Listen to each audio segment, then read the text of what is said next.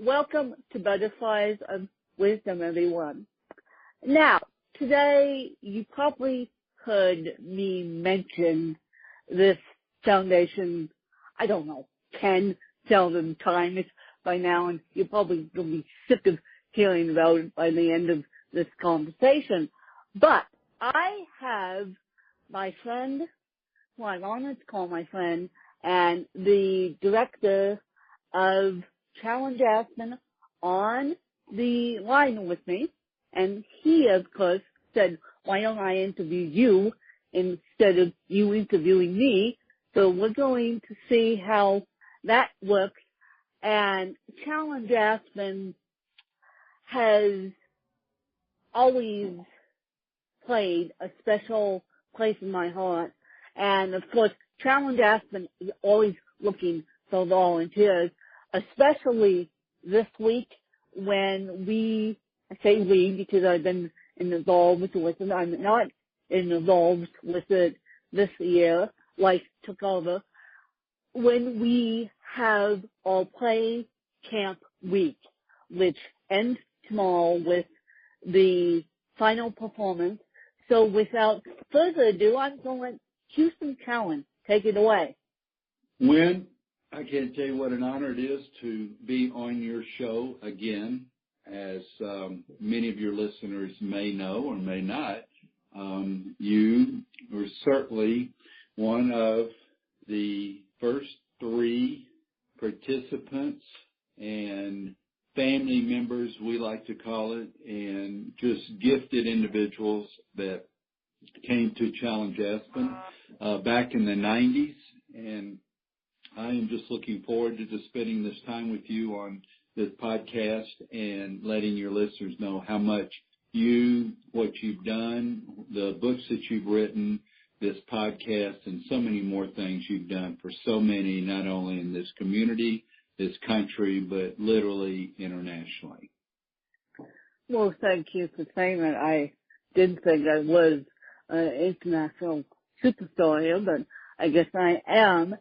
And my first question to you is, how many kids who are non-local to the Colorado area, Aspen area, fly in for this camp?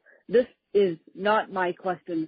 It actually came from a fan of mine who literally asked me, how many kids fly in to do this camp? I mean, I would say we have about 60 people doing this camp, including one-on-one buddies who make it all happen. And so how many people would you say fly in from across the country to do this camp? Well, when it's after, having been out with the camp this week, rather than the numbers, I would probably say about 75% fly in from out of state, and that would include many of the buddies that take off of work when they pay their own expenses to come in here. So it would be roughly 40 or more individuals that not only take of their time to come in for this 20th year of the Challenge Aspen Music and Dance Camp. You said 40, which I thought the number was less than that. And I was shocked when this person asked me this question. She randomly asked me this question. It happened to be my soon-to-be stepmom who asked me that. And I said, you know what? I don't know that. I don't know that answer. I don't know that answer. But you surprised me with that number. So it's getting higher and higher every single year. Well, obviously it's getting higher and higher every single year. And one of the programs that Challenge Aspen does facilitate is CAMEL, Challenge Aspen Military Opportunities. And what CAMEL does is they are no way involved with this camp going on this week. Camel is a totally separate program, although they could be involved with this play camp if they wanted to, right? That is correct, because the mission of Camo is very specific. It's about individuals with disabilities, but they happen to be individuals that have served this country in the military, and it can also be their family members. It could be a spouse. It could be their children. So just the fact that it is a separate division of Challenge Aspen, it still falls right into the mission of making possibilities for individuals with disabilities. So my next question is, why haven't we merged the two? Or why hasn't Challenge Aspen merged the two and then invited the Camel to participate in the play? Is it because of the age limit or what? When I have to tell you, I love your questions, so I'm going to start with that. And the main reason is, as you know, you cannot volunteer to go into our nation's military until you are at least 18 years old. And after being 18, you go to boot camp and you get deployed, and if you end up unfortunately getting injured or wounded, that's becomes a lifelong disability, there's a good chance you're 22, 24, 26, and you come back home. And as you know, most of the participants in the music and dance camp are younger.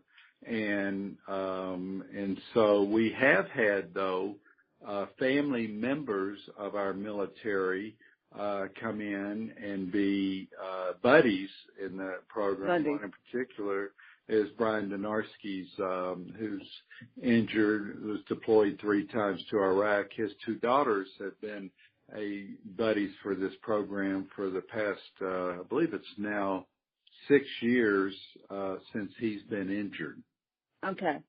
So the family members could come in and That's correct. Do this. That's okay, correct. Because I'm like, so it is an age limit thing. they let's be honest here, they don't want to necessarily be hanging out with 60-year-olds.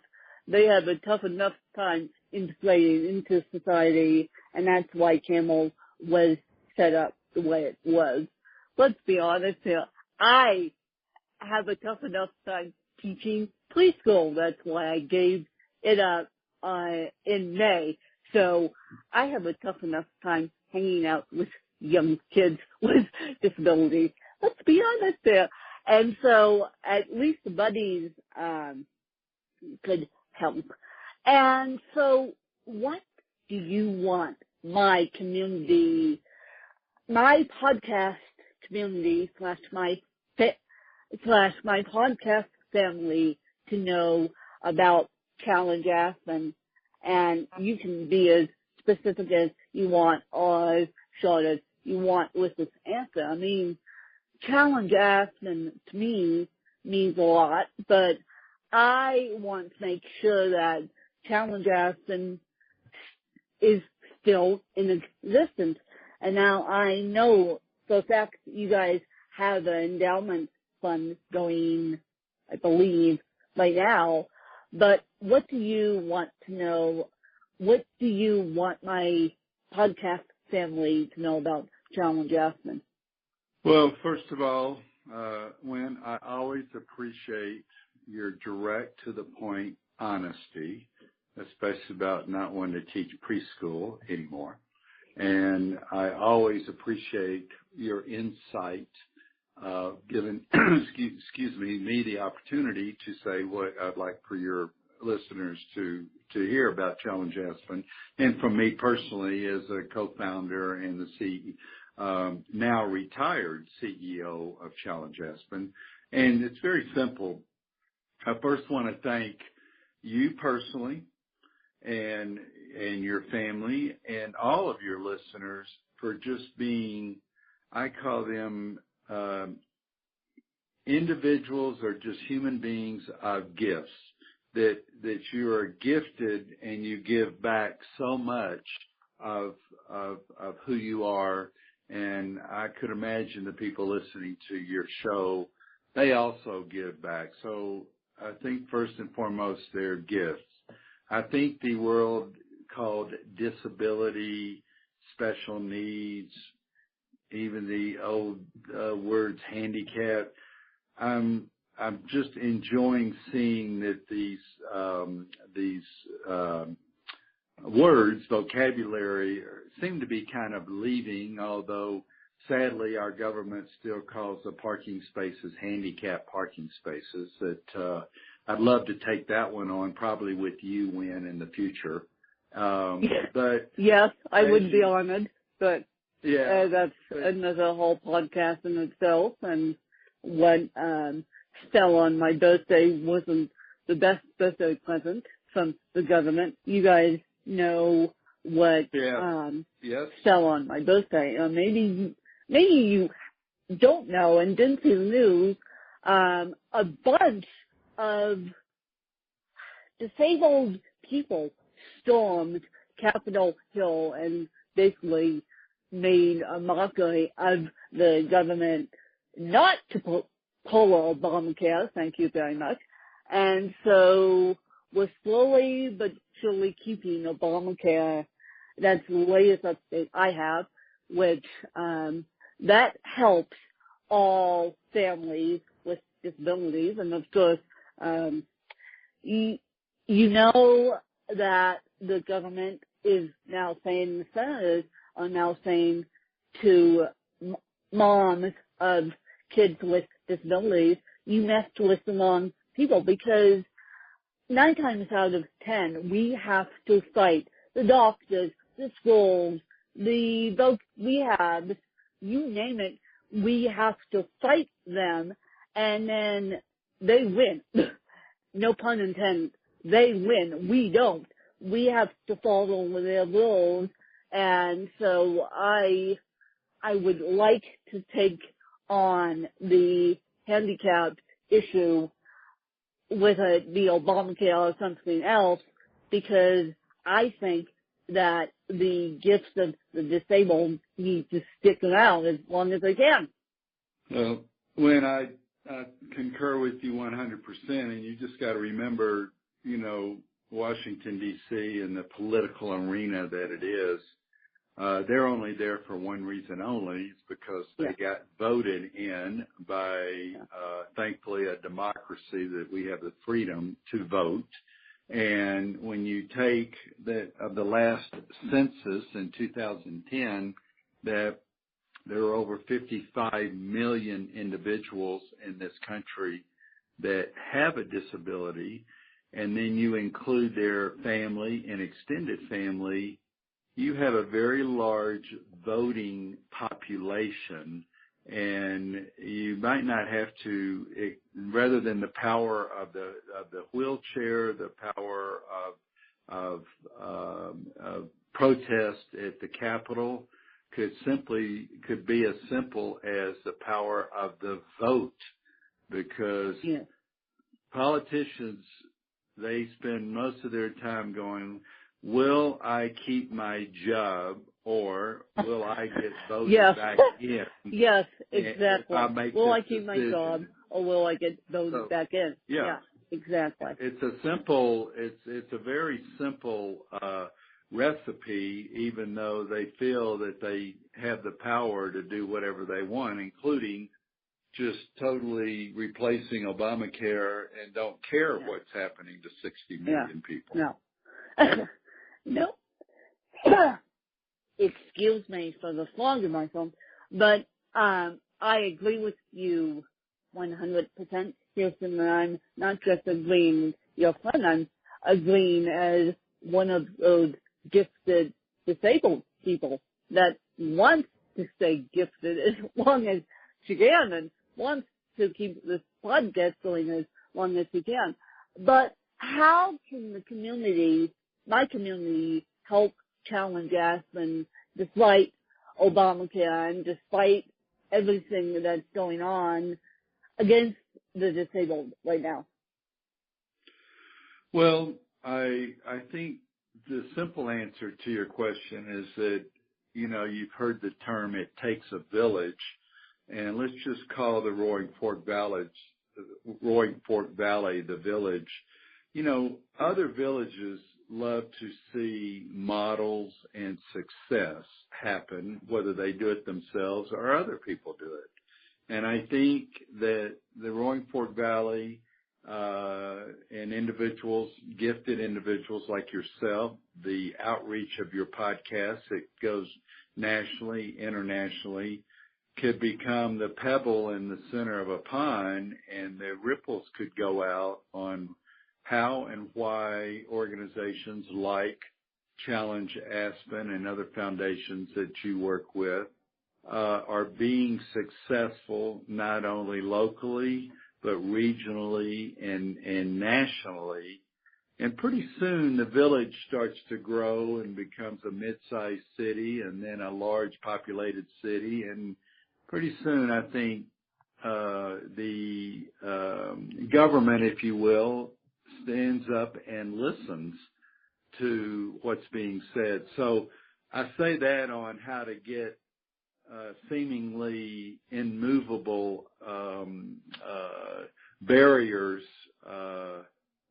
taken down. But as you know, Wynn, and most people on your podcast, many of them, you don't know the word no barrier. You don't know the word barriers. You've overcome so many barriers in your own life and climbed mountains that you would look up and said there was no way I could do it, and you've skied down top to bottom. So I think you get my point here is that there's strength in numbers in anything, and it truly takes a village. It does.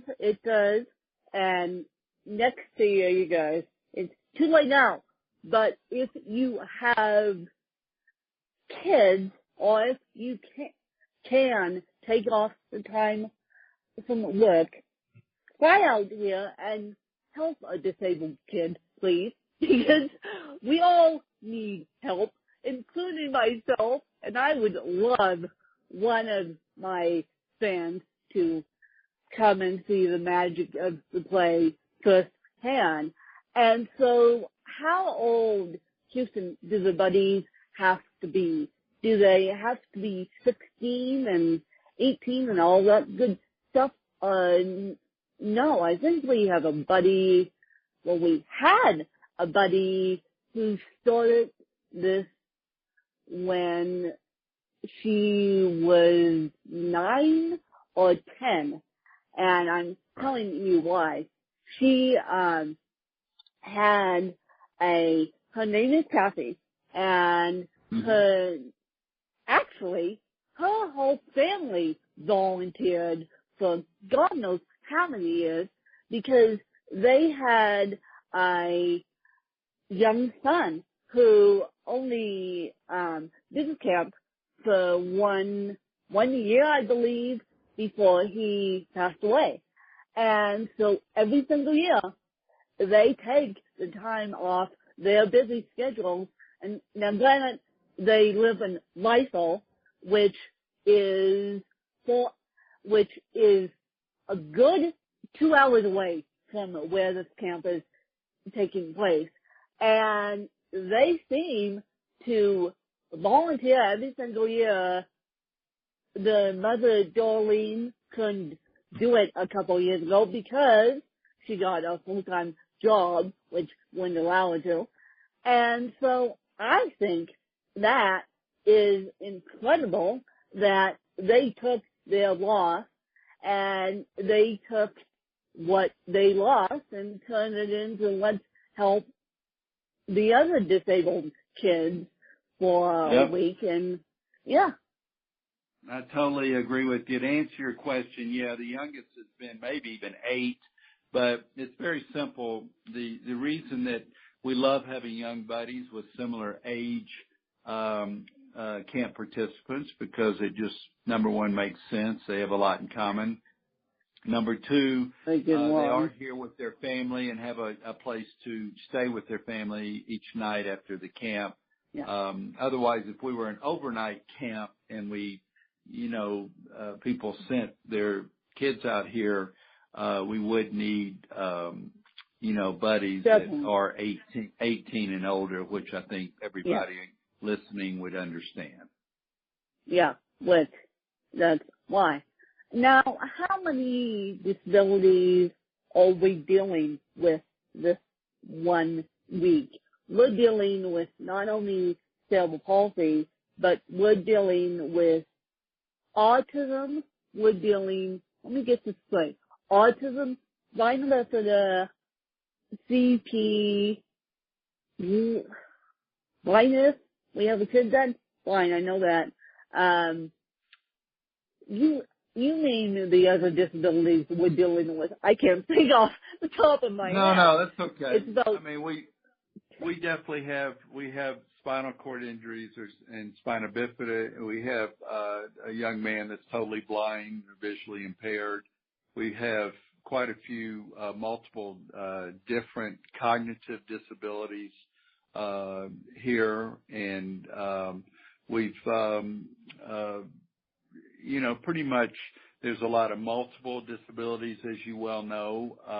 So without a doubt, with 30 plus campers here, we probably got easily 15 to potentially 15 or more different disabilities. potentially 15 or more. I did not know that number until today. I thought it was about 10. I didn't realize that 40% fly out. Geez, you're teaching me something. 40% fly out. I didn't realize we have 15 different disabilities that we're dealing with. And sometimes, you guys, it gets a little wild. I'll try and take pictures if I can tomorrow and post it on my Instagram so you guys can see what is going on. I couldn't imagine pulling it off in a week, but we do, and that is thanks to our amazing directors, which my BFF is one of them, to get a shout out on this podcast because she helps with this podcast. That is me, the amazing Danielle Coulter, who's been doing this particular camp for, 20 years, maybe? Yeah, 20 years. She's been at it for 20 years, and we have an amazing able-bodied crew that just gives us their hearts and just gives us their time, and yeah, it's amazing. Well, it certainly is. I'll tell you that, Lynn, and Danielle is just, you and Danielle have just been a huge part of this from the get-go, and that's why you are basically founding family members of Challenge Aspen, and you have no idea how much that means to me, both personally and professionally. Well, thank you for saying that. And you guys, you probably should book time off now if you want to do this, because the camp fills up quickly, and it's all the buddies are volunteer based. We don't pay the buddies to do what they do. They do it out of the goodness of their hearts. So how can people get more information, Houston, specifically about this camp and specifically about Challenge Aspen? The simplest way is to go online at challengeaspen.com and just go to programs, and it will take you down to the different camps that we have, and this one in particular will be highlighted because it's going on this week. Or you could certainly go online and get the phone number and just call and get one of the program directors or anyone on the staff to give you particulars, and 970-923-0578. Yeah. And we'll have all of Houston's information in the show notes, you guys.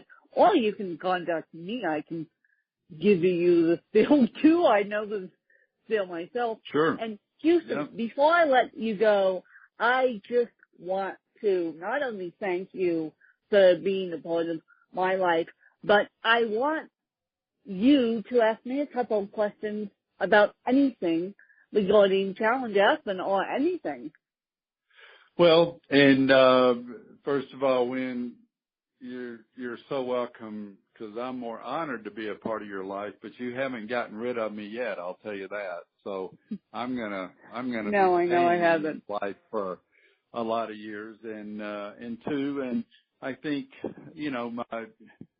a couple of closing questions for you. My first one would simply be that, you came into Challenge Aspen at a, very young age, and it's very evident you've grown both personally and professionally to this podcast, and have authored at least 10 books, and you probably got 3 other books in the making right now. Yes. How much has Challenge Aspen impacted your life from that young age to have you focus on other gifted individuals on this earth? Well, when I first learned to ski, and you guys don't know this, you guys think that Challenge Aspen has been in existence for a long time. When I first learned to ski, I actually went to Winter Park, which is 4 hours away from me. Winter Park is one of the top programs in the country. And so that's how I learned to ski, you guys. You guys think I'm a snowboarder and all. Well, nope. I learned how to ski. I can ski gracefully, so I hope. But the technology has changed so much that I would be a disaster on skis if given the choice. But I feel like Challenge Aspen has impacted my life, and now impacted my not only my podcasting family's life, but my truly beloved family. I think it's impacted my life in a way that I really can't express on this podcast. I mean, it's shaped me as a person that is truly unbelievable. It's gotten me out of my comfort zone. I mean, I gave up skiing when I was 16 years old, and so to transfer that over to snowboarding, and so number one, it's gotten me out of my comfort zone. Number two, it's had me stop and smell the roses and appreciate life just a little bit more. And yes, you make everlasting friendships. I mean, my BFF came from Kansas City, and she came out here every single year. So she was one of the 40% that drove out here every single week, and I watched that young woman literally get off a walker, learn to walk, and learn to speak through Challenge Aspen. And so, yeah, that's what Challenge Aspen means to me. Challenge Aspen sees the gifts and talents of the disabled, but yet they stretch us out of our comfort zone. Well, Wynn, that's said so well. And then my last question would certainly be, what do you see in the future that's going to continue to impact the world of gifted individuals in your coming years? Well, I am going back to school to be a journalist and in September. And so I just want to show the world that the disabled can do it, even though some people say we can't do it, and even though some people are trying to pull the rug out from underneath us in Washington, D.C. And so I just want to show people that the disabled can do it. And the moment I exit my teaching job, I may be looking for a volunteer position in that office because I need to do something. I need to feed my soul as a advocate for the disabled. So I may be looking for a position or remote position to help you guys out. I just decided yesterday that I can quit my job and I can become a solo entrepreneur and I can become a freelance journalist. So that is how I see the future of disabilities. And the future of disabilities as far as medical technology, your co-founder, Amanda Baltill, who is now the head of Living Bionics, her foundation is making leaps and bounds in the exoskeleton arena, and we're acquiring new exos every single day, and we're making medical leaps and bounds. So I just hope to be to have a bright future in the disabled community. But I won't get myself too deep in the disabled community, because what I'm realizing is if you get yourself too deep, other disabilities pull you down. So I won't get myself too deep. I will stay at the edge of the pool, but yet be in the pool with the other disabled.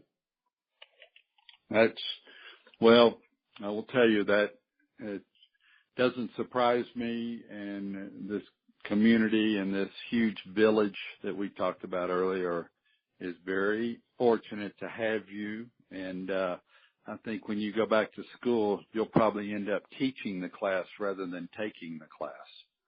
So yeah, I land up doing that. I land up doing that. But you guys, listen, it's been a real honor to be on your show again, and you know I'm always available, and I just look forward to seeing you tomorrow behind the camera lens, taking the pictures, and for the behind the camera lens in the person. And so I will give you guys update as to how the play went, and maybe I'll do a solo episode as to how the play went and how you guys can help Challenge Aspen. But as I said, we'll have all Challenge Aspen information in the show notes for you guys. And yeah, we'll just see what you guys seem to want to do with Challenge Aspen. But now you know it's out there, and I appreciate Houston's time. It's been a crazy week for him. It's been because he's leading about 10,000 people right now up in Biltmore, and I'll be helping lead tomorrow, but I'll be more on behind the scenes, but as long as we can get the word out, that's what makes me happy. So I hope you guys enjoyed another fabulous episode, and I'll see you guys later. Thanks, you guys.